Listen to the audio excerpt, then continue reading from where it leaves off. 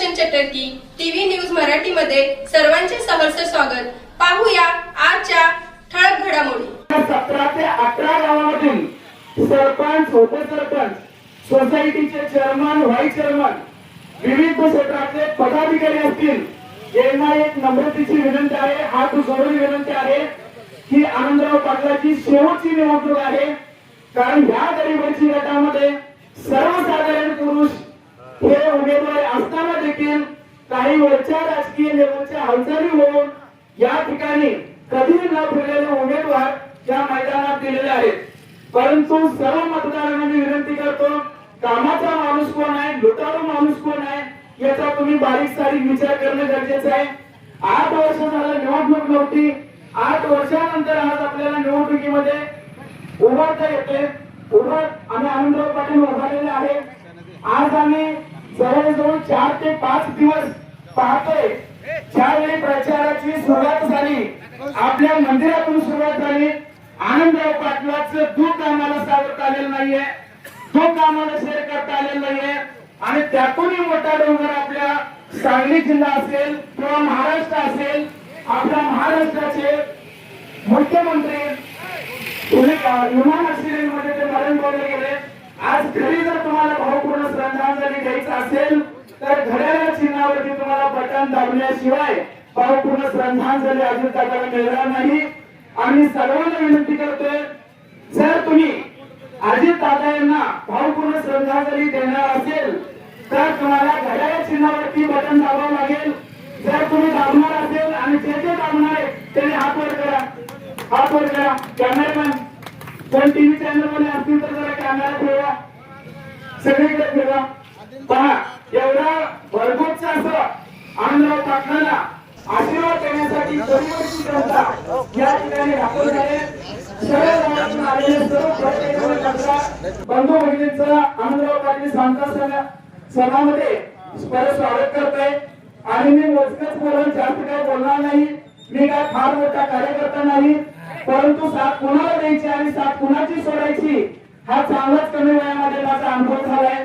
मित्रांनो, आम्ही देखील युट्यूब, इन्स्टा, व्हॉट्सअप, फेसबुक वरती बऱ्याच जणांचे व्हिडिओ पाहतोय, बऱ्याच जणांची भाषणं पाहतोय, परंतु आज वेगवेगळ्या माध्यमातून ज्या स्पीकरच्या गाड्या दररोज इकडून तिकडून फिरत होत्या, परंतु असं वाटत होतं की जिल्हा परिषदेची निवडणूक आहे का आमदारकीची निवडणूक आहे। कारण जिल्हा परिषदेच्या उमेदवाराचं काय काम असतं ते काम आपल्याला स्पीकर वरती दाखवण्याऐवजी आमदार काय करणार आहे हे काम त्या स्पीकरच्या गाडीने दाखवलंय। तर आपण हे समजून घेतलं पाहिजे की जिल्हा परिषद उमेदवार निवडून आल्यानंतर त्या उमेदवाराचं जिल्हा परिषद सभागृहामध्ये काय काम आहे याचा अभ्यास तरुण पोरांनी करणं गरजेचं आहे। MIDC आणतो, हे करतो, ते करतो, जरूर बोला, पण ही आमदारांची कामं आहेत, ही जिल्हा परिषदेच्या उमेदवाराची कामं नाही। तुम्ही मतदारांची दिशाभूल करू नका। जिल्हा परिषदेच्या उमेदवाराची काय काम आहे की प्रत्येक गावातल्या मराठी शाळा असतील, रोड असतील, गटारे असतील किंवा डांबराची दिवे असतील किंवा बचत गटांना प्रोत्साहन द्यायचं असेल किंवा एखाद्या वेगवेगळ्या महिला बचत गटांच्या मीटिंग घेणं किंवा आपल्या भागामध्ये एखाद्या मोठमोठ्या बैलगाडीच्या शर्ती असतील, क्रिकेटच्या स्पर्धा असतील, वेगवेगळ्या माध्यमातून हे उमेदवाराचं जिल्हा परिषदचं काम असतं। आमदाराची कामं तुम्ही जरूर करा, परंतु जिल्हा परिषदेच्या निवडणुकीमध्ये हा प्रचार करू नका, लोकांची दिशाभूल होते। कारण सर्वसामान्य माणसाला कशाची गरज आहे? आज जो माणूस इथं खमक्या नेतृत्व करणारा गरिबांची गावातून उदयास येतोय त्यांची कामं आपण आपल्या माध्यमातून कशा प्रकारे करून घ्यायचे? तर कुणाचा रेशन कार्डचा प्रॉब्लेम आहे, पॅन कार्डचा प्रॉब्लेम आहे, आधार कार्डचा प्रॉब्लेम आहे किंवा वेगवेगळ्या वाड्यावस्तीवरती जाणारा रोड नाही, स्वच्छ पाणी मिळत नाही, गटारीचं पाणी पास होत नाहीये, या अशा गोष्टी जिल्हा परिषदेच्या उमेदवाराची कामं असतात। आणि हे काम फक्त आनंदराव पाटील करू शकतात, हा आमचा आत्मविश्वास आहे। आज आनंदराव पाटलांनी इतिहासात काय केलं ते बघण्याऐवजी जिल्हा परिषद मध्ये कशा प्रकारे ते भूमिका मांडणार आहे यांचा आवाज तुम्ही वेगवेगळ्या माध्यमातून ऐकलाय, वेगवेगळ्या भाषणातून ऐकलाय। आज ज्याला माईकमध्ये बोलता येत नाही त्याला जर तुम्ही निवडून दिलं तर या गरीबाची गटाचा विकास होणार नाही।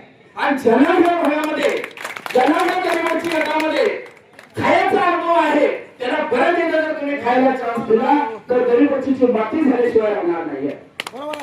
आणि हे सत्य आहे मित्रांनो, ही परिस्थिती तुम्हाला दिसते, डोळ्यासमोर दिसते। जुन्या माणसाला जर तुम्ही एखाद्याला जाऊन विचारलं काय जिल्हा परिषदेच्या उमेदवारांनी गेल्या 8 वर्षात काय केलं हे मी सांगणार नाही. माझा अनुभव कमी आहे, माझं वय कमी आहे, पण जुनी माणसं युट्यूबच्या माध्यमातून फेसबुकच्या माध्यमातून आम्ही पाहिलं. आणि तुम्हाला एक कळकळीची विनंती आहे, आज ह्या गावामध्ये जे सरपंच आहेत त्यांना देखील मी विनंती करतो, मैदानात थोडं ढिलं सोडा. काय मैदानात थोडं ढिलं सोडा. गरीबची गटात प्रत्येक घरात आवाज गेलेला आनंदराव पाटलांचा, आणि गरीबची गटामध्ये उमेदवार निवडून जर आणायचा असेल तर घरातल्या माणसांनाच तुम्हाला मदत करावं लागणार. आणि गरीबची गावामध्ये 4-4.5 हजार मतदान आहे. तुम्ही जर आनंदराव पाटलाच्या पाठीमागे 3-3.5 हजार मताचा एक गटा दिला तर खाल्लं लाट पण तशीच त्या पद्धतीने येणार आहे, आणि त्या लाटेमध्ये आनंदराव पाटील निवडून येणार आहे. तुम्ही विसरता कामा नये. काही जणांच्या बालिशमुखीप्रमाणे आपण तर्कवितर्क करतो. गेल्या 8 वर्षामध्ये दुरंगी झाली होती, ह्यावेळेला चौरंगी आहे. चौरंगी असणारे सर्व उमेदवार ही सत्तेमध्येच आहेत, परंतु सत्तेमध्ये राहून सत्तेमध्ये आवाज उठवणारा माणूस आपल्याला पाहिजे असेल तर आनंदराव पाटील आहे. मित्रांनो, परत एकदा मी विनंती करतो, इथं तरुण मुलं आहेत. आज तुम्ही घरी संध्याकाळी जाणं गरजेचं आहे. आई वडिलांना सर्व गोष्टी समजून सांगणं गरजेचं आहे. मतदार कसा असावा, उमेदवार कसा असावा, जिल्हा परिषदेच्या सभागृहामध्ये बोलणारा कसा असावा, आमदार खासदाराच्या हातापाया पडून गरीबाची गटात कामं आणणारा असावा, आपलं हातरून पांघरून घेऊन जिल्हा परिषद मंत्रालय तिथं जाऊन झोपणारा असावा, गरीबाची गटासाठी झटणारा उमेदवार पाहिजे. आज मित्रांनो, आपण घातलेला पैसा असतो इलेक्शन मध्ये काढण्याची जी पद्धत जर एखाद्या उमेदवाराला अनुभव असेल तर गरीबाची गटाची माफी होणार आहे. ओके. जर तुम्हाला जनावरांच्या चारा छावणीच्या अडचणी येतात, दुष्काळामध्ये पाण्याच्या टँकरची गरज असते, त्यावेळेला आम्ही आनंदराव पाटलाचे अनेक व्हिडिओ या युट्यूबच्या माध्यमातून बघितले.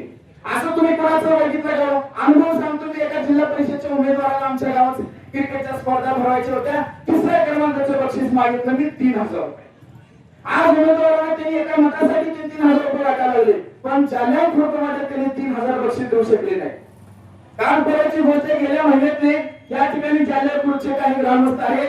आम्ही सहज आनंदराव पाटलाला फोन केला, साहेब गेल्या महिन्यामध्ये तुम्हाला फोन आम्ही केला होता, साहेबांनी आम्हाला 11,000 रुपयाचे क्रिकेटचे किट दिलं. अनेक ठिकाणी टुर्नामेंट आम्हाला त्यांनी स्वतः प्रवेश फी किशोर देऊन आम्हाला टुर्नामेंट खेळासाठी पाठवले. मग आपल्या गटाच्या माणसाला जर तुम्ही समजून घेत नसाल, आपल्या गटाचा उमेदवार काय करतो ह्याचा जर तुम्हाला अभ्यास घेत नसाल, परत एकदा तुम्हाला जसं पाठीमागं तसं पुढं या 8 वर्ष 5 वर्ष राहावंच लागणार आहे. आज सत्ता येते, सत्ता जाते विचारते. मित्रांनो, आज घड्याळ चिन्ह ग्रामीण भागाचं घड्याळ काय मुंबईमध्ये फक्त चालते ती शिवसेना आपण म्हणतो, ग्रामीण भागामध्ये चालते ती राष्ट्रवादी म्हणतो, कारण राष्ट्रवादीचं चिन्ह घड्याळ आहे आणि घड्याळाचे काटे कसे फिरतात त्या पद्धतीने आपण दैनंदिन जीवनामध्ये सकाळी किती वाजता उठायचं, निवडी किती वाजता करायची, शेतामध्ये किती वाजता जायचं, बँकेत किती वाजता जायचं, डेअरीला किती वाजता जायचं, ते फक्त ग्रामीण भागामध्ये दाखवून दिलं असेल तर ते अजित पवार साहेबांच्या घड्याळ चिन्हाला दाखवून दिलंय. मित्रांनो, सांगायचं तात्पर्य एवढंच आहे, बोलण्यासारखं भरपूर आहे, परंतु आज प्रत्येकाच्या घरी अँड्रॉइड फोन आहे. प्रत्येकाच्या घरी 10-12-20 हजारचा अँड्रॉइड फोन आहे. आज फोन मध्ये आपण इन्स्टा बघतो, नको ते व्हिडिओ बघतो, नको ते युट्यूबच्या माध्यमातून काहीतरी आपण वेगवेगळं बघत राहतो. पण सार्वत्रिक निवडणूक, पंचायत समिती आणि जिल्हा परिषदचे व्हिडिओ आज तुम्ही पाहणं गरजेचं आहे. आणि गुगलवरती देखील जाऊन सर्च करणं गरजेचं आहे की जिल्हा परिषदेच्या उमेदवाराची काय कामं असतात आणि ती कामं गेल्या 8 दिवसात आपण स्पीकरच्या गाडीवरती ऐकलेत का ते पाहणं गरजेचं. जिल्हा परिषदेचा उमेदवार निवडून द्यायचा आहे आपल्याला, आपल्या आयुष्याची माती करायची नाही. आज जत तालुक्यावरती वारंवार दुष्काळ म्हणून तालुका ओळखला जातोय आणि दुष्काळाची व्यथा कुणाला मानता येते? आता मैदानामध्ये 4 उमेदवार यांना 4 छावणीचा अनुभव आहे. दुष्काळामध्ये त्यांनी अनेक वाड्यावस्ती फिरते, हेही अनुभव आहे. पाठीमागच्या 3 उमेदवारांचा तुम्ही विचार करा की त्याच्यामध्ये न बोलणारा आहे, लुटणारा आहे. वेगवेगळ्या माध्यमातून त्यांना संधी जर तुम्ही दिला तर गरीबाची गटाला परत एकदा विकासापासून वंचित ठेवावं लागणार आहे. विद्यार्थी पालकांना मी विनंती करतो, मतदारांना विनंती करतो, आठवण म्हणून सांगतो की आनंदराव पाटील मैदानात आहे. सजासजी विजय तर होणार नाही हे आम्हाला माहिती आहे, पण त्यावरच एक वाक्य आठवलं की one who wins without problem it is just victory, but one who wins with lots of problem that is the history. Anandrao पाटलांचा सजासजी विजय मिळाला तर इतिहास लिहिता जात नाही, पण संकट करून, कष्ट करून, बांधावर फिरून जर विजय मिळवला तर इतिहास लिहिला जातोय. आणि त्या इतिहासाचे भागीदार तुम्हाला आम्हाला जर बनायचे असेल तर एक मतवाद होता कामा नये. आज तुमच्या घरातले काही जणांना मतदान केंद्रापर्यंत कसं जायचं हे माहिती नाहीये. मग तुम्हाला या पालकांना सर्व तरुण मुलांना मी विनंती करतो, तुम्ही तुमच्या पालकांना मतदान केंद्रापर्यंत न्या. कोणतं बटन दाबायचं ते आदल्या दिवशी सर्व माहिती द्या. आणि या दलित गटाचा विकास करायचा असेल तर आनंदराव पाटलाशिवाय पर्याय नाही. एवढं या वाच्या माध्यमातून मी सांगतो. आणि मी काय फार लांबचं नाही, मी जालन्यात खुर्दचाच आहे. आम्हाला रोज दलित मध्ये यायचं असतं आणि दलित मध्ये आम्ही येत जात असतो. आम्हाला नमस्कार केला जातो, चहा पाजला जातो. ह्या गोष्टी आम्ही विसरून चालत नाही. आणि आम्ही पहिल्यांदा भूमिपत्र बघतो. आम्ही त्या पालकांना विनंती करतो, आम्ही श्रीमंत तांबे यांचे कट्टर कार्यकर्ते होतो. परंतु तांबे साहेबांचं काम देखील चांगलं होतं. त्यांना तिकीट शेवटच्या 10 मिनिटांमध्ये डावललं गेला. आणि आनंदराव पाटील साहेबांना आम्ही सांगितलं होतं, तांबे साहेब जर मैदानात असतील तर त्यांच्या पाठीमागे आम्ही गंभीरपणे उभं राहू. आणि हा शब्द आम्ही गेल्या महिन्यात आनंदराव पाटीलला दिला होता. आणि योगायोगाने तांबे साहेब मैदानातून बाहेर गेले आणि आनंदराव पाटलाला शब्द दिलेला आम्ही वचन म्हणून तो शब्द पाळलाय. बातम्या पाहण्यासाठी आपले चॅनल लाईक आणि सबस्क्राईब करा व बेल आयकॉन दाबायला विसरू नका.